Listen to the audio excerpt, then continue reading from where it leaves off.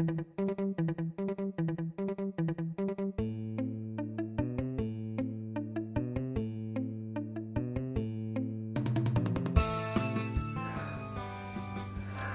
right, boys and girls, we've got a special segment that we just started up last week.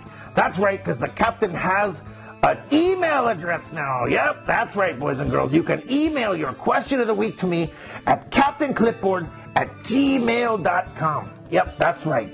So you can, in fact, I got a couple of them right here for you.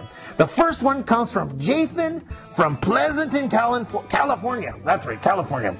He says, since the makeup of a team and its coaches change every year, how much should I let past performances affect my picks? Let me think. That's a very thought-provoking question you got there, Jathan. Well, let the captain tell you this. Yes, every year coaches change, they change coordinators, and teams have been changing quarterbacks. So, very true. It's very tough to go by really what that team did last year unless they stayed together and have all the same components and parts there. So very good question, and hopefully that answers your question. I got one more here, and this one sounds like a sad one. His name is Leroy from Oakland, and he says, my wife kicked me out. She wants a divorce.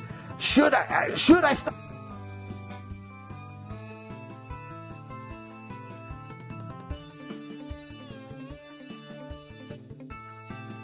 Oh, yeah, here's another question. This one comes from Leroy in Oakland. He says, my wife just kicked me out and wants a divorce. Should I stop playing fantasy football? Well, Leroy, my answer is no. You can always get another wife. Your team is only playing now, and this is this season. You got to live in the now, Leroy. The answer is no. No, no, no, no, no, no, no.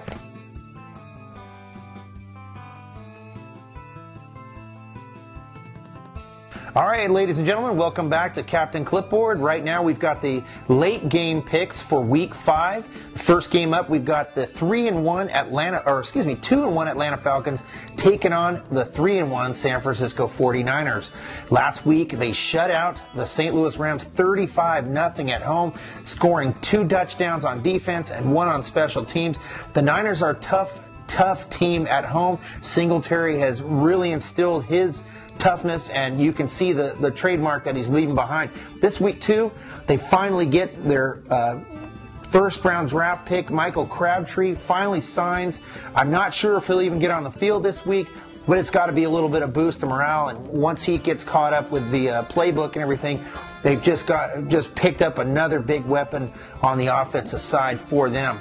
As far as Atlanta goes, their only loss so far was one on the road. They went up into New England, and they played really tough in the first half until Tom Brady and the Patriots ran away with that game. But Atlanta is a tough team. They can run the ball, and second-year quarterback Matt Ryan looks really good.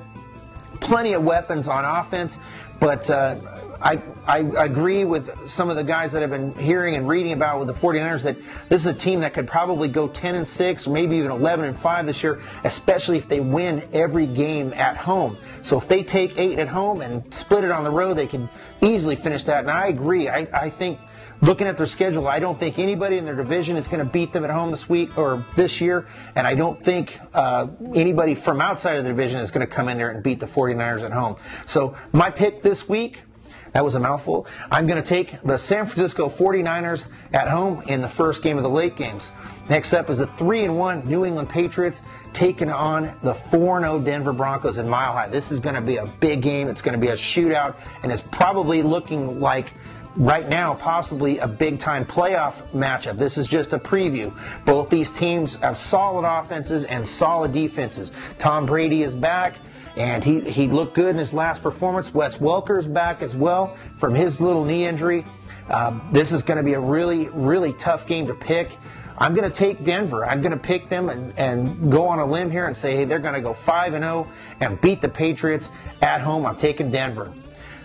Houston going into Arizona. 2-2 Houston. They just slapped the Raiders sideways. I know it was painful. Guys there in Raiderland and myself was kind of sick to watch it, but they're going into Arizona, and the Cardinals, they've got to be reeling after that big loss they took to the Colts on Monday night a few weeks back. after they're coming off their bye. So I think this week they're going to be a little more dialed in, and especially against a semi-weak Houston defense.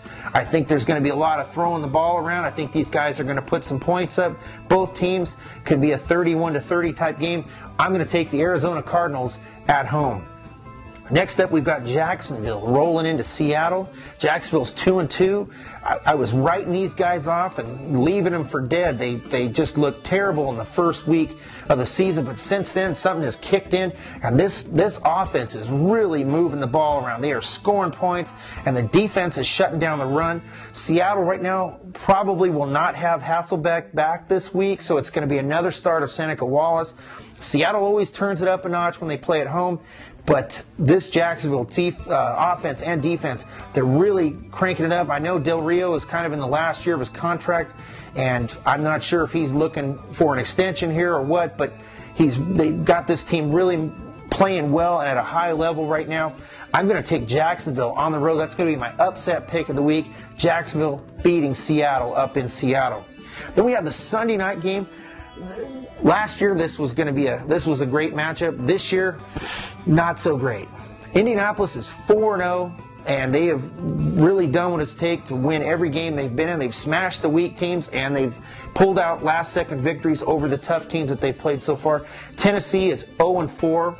This is a team that started out the season last year 10-0. What is going on here in Titanland? These guys can't figure it out. It's inexplicable. They have all the parts. Everybody is there. They've even brought in Nate Washington, wide receiver from the Pittsburgh Steelers, who last year was a solid guy there, and he's picking up the slack now in that passing game. But I can't figure this team out. They don't want to win. They've lost a couple of close ones in the last seconds.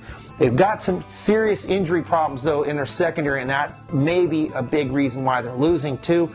They're not stopping the run. And then also, too, another key loss is Albert Hainsworth. So, well, I didn't know a second ago, but then it came to me. Now I know. They're having problems. It's that defense. But they're not somebody to overlook. They could sneak up and pull up a victory. But Colts offense looks like it's in high gear right now. I can't see Tennessee stopping it. I'm going to take the Indianapolis Colts on Sunday night. We'll be back in a little bit here with the Monday night preview with the New York Jets rolling into Miami to take on the Dolphins. All right, here we go. It's that time again, boys and girls. It's time for the Captain's Joke of the Week. Ah, yes. And this one is about pirates, let me tell you. This one is, when the last movie you went to that was about pirates, what was the rating of the movie? It was rated R. Yeah! Rated R. R, R, R.